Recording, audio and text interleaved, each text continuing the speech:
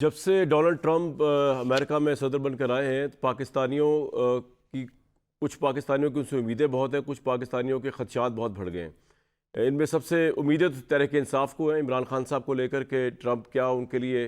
परवाना आज़ादी का साइन करवाएंगे या करेंगे और उनकी रिहाई हो जाएगी। और कंसर्न जो है वहाँ पे मुकीम पाकिस्तानियों जो यहाँ से लोग जाना चाह रहे हैं, ख्वाह वो बिजनेसमैन हो या स्टूडेंट्स हो, कि कल 21 तारीख को एक लिस्ट आ रही है जिसके मुतालिक बताया गया कि वो ट्रैवलिंग की ऑप्शंस या ट्रैवलिंग की पॉलिसी देगी डोनाल्ड ट्रंप की, जिसके अंदर कहा यह जा रहा था कि पाकिस्तान, या कहा जा रहा है कि पाकिस्तान का नाम ऑरेंज या ऐसी रेड लिस्ट में आ जाएगा, जिसके बाद पाकिस्तानियों का वहाँ जाना नामुमकिन सा हो जाएगा। प्रोग्राम में आगे चल के हम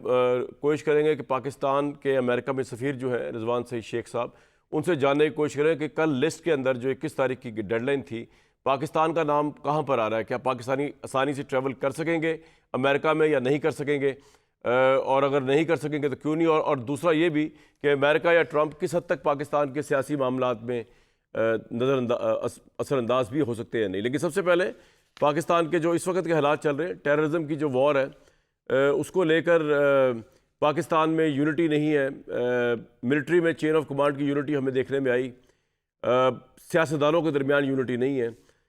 पाकिस्तान की पॉपुलर पार्टी का जो वज़ीर आला है वो हर रोज़ एक नई बात कर रहा है, वो हर रोज़ एक डिसेंट दे रहा है, वो हर रोज़ डिफरेंस ऑफ ओपिनियन की बात कर रहा है। और मुझे कुछ ऐसा लग रहा है कि वो ये समझते हैं तहरीक इंसाफ वाले कि इस पूरी रियासत ने उन पर जुल्म किया, सही किया या गलत किया, लेकिन वो ये समझते हैं कि हमारी पार्टी को तबाह कर दिया, उसका नामो निशान मिटा दिया, उसको इलेक्शन से बाहर कर दिया, उसको पावर से बाहर कर दिया, हमारी औरतें, हमारे बच्चे, हमारे बुजुर्ग, हमारे ज़ईफ़, इन पे करबला ढा दी। और जिस रियासत ने ढाई है, अगर वो रियासत अब BLA के हाथों, ये मेरा अपना एनालिसिस है कि मुझे ऐसा लगता है, जिस रियासत ने ये काम किया बकौल उनके, मतलब ये मैं नहीं कह रहा कि ऐसे ही हुआ है इनके साथ, यही जुल्म हुआ है इनके साथ, लेकिन ये समझते हैं कि हमारे साथ ये जो जुल्म हुआ है, जो रियासत ने ये जुल्म किया है, तो अब जो BLA कर रही है, जो तालिबान कर रहे हैं या कोई और दहशतगर्द ग्रुप रियासत के साथ कर रहा है, तो कह रहे हैं हम तो भाई पीछे बैठ के हम तमाशा देखेंगे। अब बदला का टाइम है कि हमारे साथ रियासत ने किया, रियासत के साथ हो रहा है, ख्वाह वो जाफर एक्सप्रेस का मामला हो, ख्वाह वो वाजे पाकिस्तान पे हमले हो, ख्वाह वो आम सिविलियंस पे टेररिज्म का वो कह रहे हैं जनाब हम कोई सपोर्ट नहीं देंगे, लीडर हमारा आपने बंद कर दिया, जुल्म हम पे आपने किया, हमसे आप क्या सपोर्ट मांगते हैं, इलेक्शन आपने हमारा चुरा लिया। ये ऑप्शन, ये एक तरीका हो सकता है चीज़ों को देखने का। ये तरीका किस हद तक मुल्क के इंटरेस्ट में है, ये तरीका किस हद तक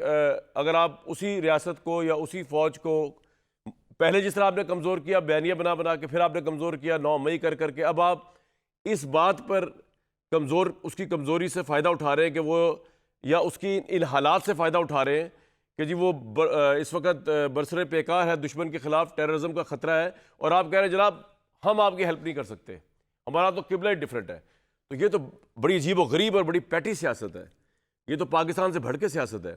लेकिन एक तरफ तो ये है, लेकिन ये एक बहुत बड़ा चैलेंज भी है, ना सिर्फ रियासत के लिए बल्कि इस हुकूमत के लिए, कि किस तरह पाकिस्तान की एक पॉपुलर तरीन पार्टी को इस कौमी धारे के अंदर वापस लाया जाए। अब यहाँ पर आके सुई अटक जाती है इमरान खान पे लेके, कि वो अगर कोई एक ऑप्शन बने भी तहरीक इंसाफ के नज़दीक कि हम कौमी धारे में आए, हम इस बात को एंजॉय ना करें कि रियासत के साथ अगर टेररिस्ट कुछ कर रहे हैं तो ठीक है, करते रहे, हमें से क्या। और ये वाली बात, इस बात से भी मुझे तकवीत मिली कि आज मैं वज़ीर मुमलिकत बराए दाखिला मिस्टर तलाल चौधरी का एक बयान सुन रहा था। वो कह रहे थे कि अली अमीन गंडापुर ने चंद अफसरान को KP में कहा कि दहशतगर्दों के खिलाफ कुछ करने की ज़रूरत नहीं। उन्होंने कहा कि खैबर पख्तूनख्वा की पुलिस बहादुर है, लेकिन निहत्ती लड़ रही है, इनके पास पोलिटिकल विल नहीं है। मैं एक बात पूरे वसूख से कह रहा हूँ कि ये तलाल चौधरी साहब कह रहे हैं, और हमें कुछ करने की ज़रूरत नहीं है। ANP और पीपल्स पार्टी इनसे लड़ते लड़ते ख़त्म हो गए, हमने ख़त्म नहीं होना, हमने इनसे नहीं लड़ना दहशतगर्दों से।